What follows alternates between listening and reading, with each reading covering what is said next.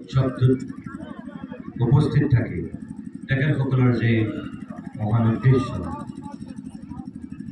সেয়া সফল হোৱাত আপোনালোকে যি সহায় সহযোগিতা আগবঢ়াইছে তাৰ কাৰণে আপোনালোকৰ শলাগ লৈছোঁ।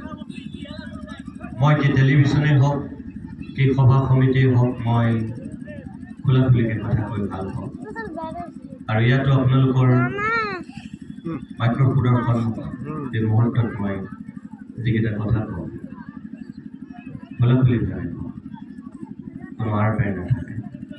আৰু যদি সেই কথাকেইটা কাৰোবাৰ ভাল লাগে আৰু ভাল লাগিব, আৰু যদি কোনোবাই ক'ৰবাত কিবা কথাত মোক বেয়াও পায় তেতিয়াহ'লে মোক মাফ কৰিব। মই ব্যক্তিগতভাৱে বিশ্বাস কৰোঁ যে পৃথিৱীৰ বুকুত ভাৰতবৰ্ষ এখন ক্ষুদ্ৰ বিশ্ব আৰু ভাৰতবৰ্ষৰ বুকুত অসম এখন ক্ষুদ্ৰ ভাৰত।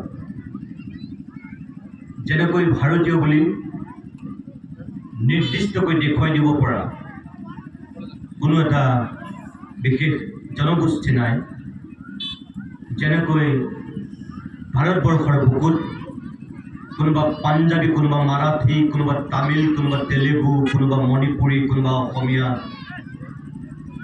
কোনোবা অৰুণাচলী, কোনোবা নাগা,